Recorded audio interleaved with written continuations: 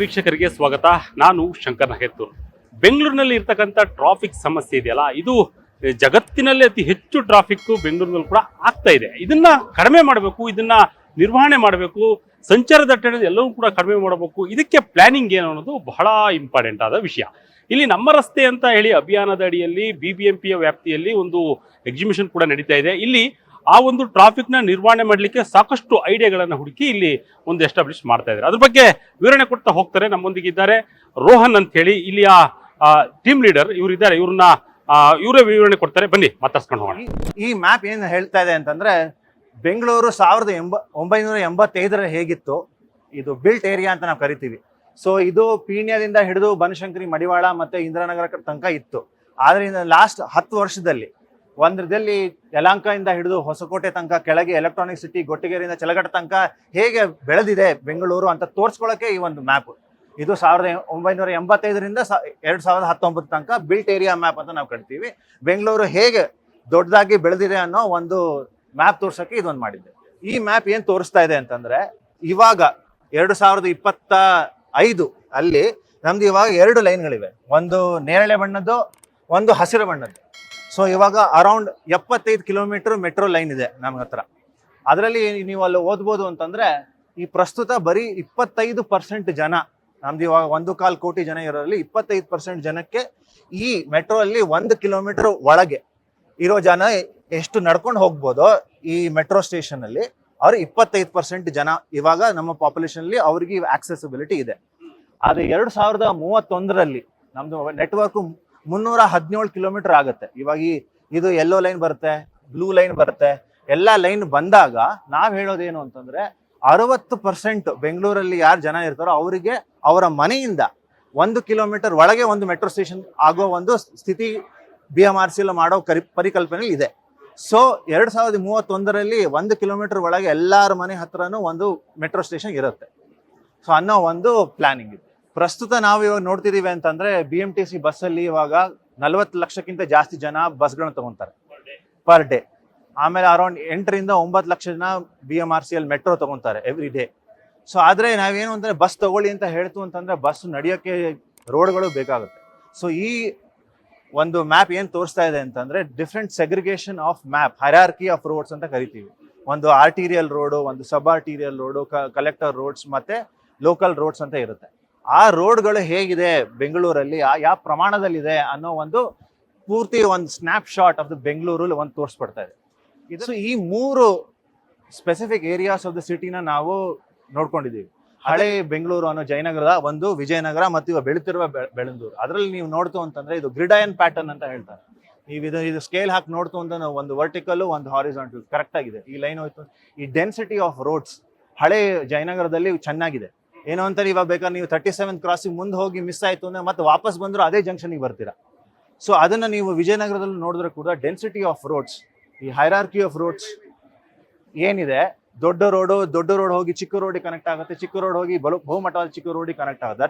ಆ density of roads ಅನ್ನೋದು ಈ ಹಳೆ ಬೆಂಗಳೂರಲ್ಲಿ ನೀವು ನೋಡಿದ ಹಾಗೆ ತುಂಬಾ ಚೆನ್ನಾಗಿದೆ. ಆದ್ರೆ ಇವಾಗ ನೀವು ಹಳೆ ವೈಟ್ ಫೀಲ್ಡ್ ಮತ್ತು ಬೆಳಂದೂರಲ್ಲಿ ನೀವು ಏನ್ ನೋಡ್ತಿದ್ದೀರಾ, ರೋಡ್ಗಳು ದೊಡ್ಡದಾಗಿದ್ರು ಡೆಡ್ ಎಂಡ್ಸ್ ಆಗುತ್ತೆ. ಈ ಜಾಗದಿಂದ ಈ ಜಾಗ ನೀವು ಸೀದಾ ಹೋಗಿದ್ರೆ 1 ಕಿಲೋಮೀಟರ್ ಇದ್ದಿದ್ರೇನು, ಇಲ್ಲಿ ಕನೆಕ್ಟಿವಿಟಿ ಇಲ್ದಿರೋ ಕಾರಣ ನೀವು ಸುತ್ತ ಹಾಕೊಂಡು ಈಗ ಬರೋಷ್ಟೊತ್ತಿಗೆ 3-4 ಕಿಲೋಮೀಟರ್ ಆಗಿ 25 ನಿಮಿಷ ಆಗುತ್ತೆ.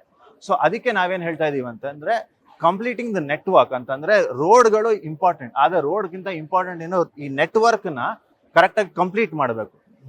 ಚಿಕ್ಕದಿಂದ ಚಿಕ್ಕದಕ್ಕೆ.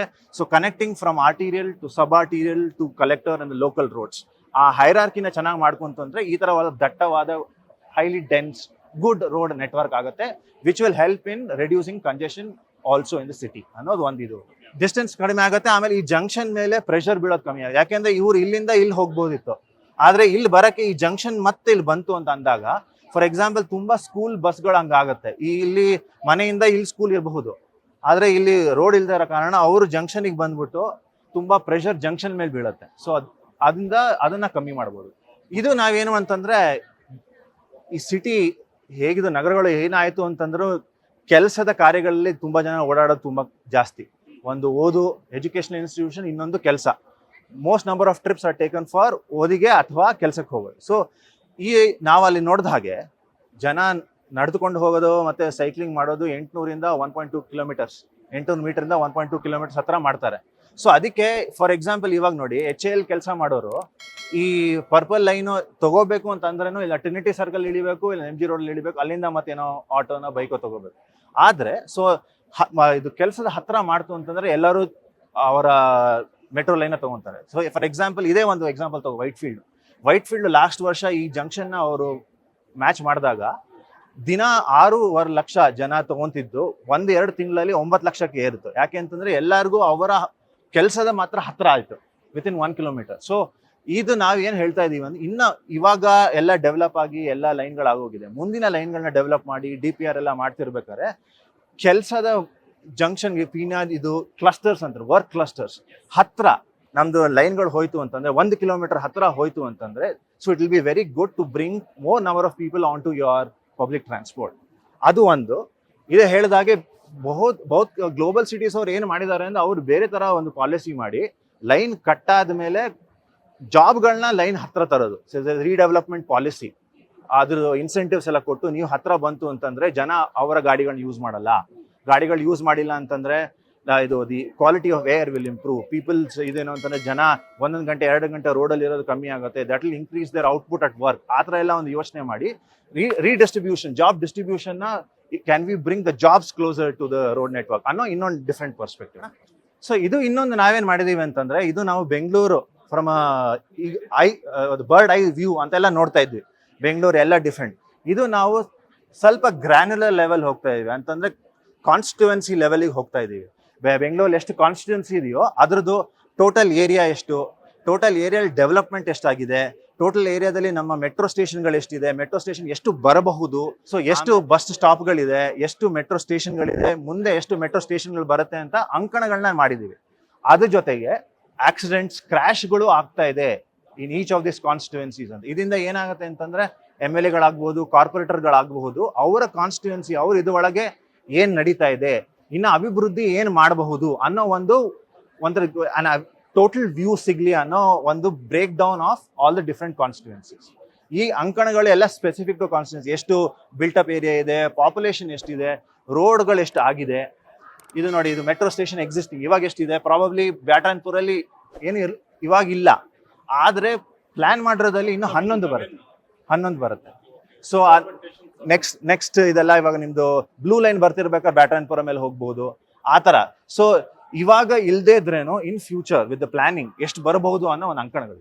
ಸೊ ಇದೆಲ್ಲ ನಾವು ಮಾಡಿರೋದ್ರಲ್ಲಿ ಏನು ಅಂತಂದ್ರೆ ಇದೆಲ್ಲ ಅಳವಡಿಕೆ ಮಾಡಿದ್ರೆ ಬೆಂಗಳೂರು ಇವಾಗ ಏನು ಟ್ರಾಫಿಕ್ ಅಲ್ಲಿ ಬಳಲ್ತಾ ಇದೆ ಅದು ಕಡಿಮೆ ಆಗಬಹುದು, ಮತ್ತೆ ನಾಗರಿಕರಿಗೆ ತುಂಬಾ ಉಪಯೋಗ ಆಗಬಹುದು. ಆದ್ರೆ ನೆನೆ ಹೇಳ್ದಂಗೆ ಇದು 2-3 ವರ್ಷದ ಒಳಗೆ ಆಗೋ ಕೆಲಸ ಅಲ್ಲ. ಟೈಮ್ ತಗೊಂಡ್ರೇನು ಒಳ್ಳೆ ಪ್ರಾಪರ್ ಡಿಸೈನ್ ಮತ್ತೆ ಮೇಂಟೆನೆನ್ಸ್ ಸ್ಟ್ರಕ್ಚರ್ನ ಇಟ್ಕೊಂಡು ಬೆಂಗಳೂರನ್ನ ಅಭಿವೃದ್ಧಿ ಮಾಡಬೇಕು ಅನ್ನೋ ಪರಿಕಲ್ಪನೆ.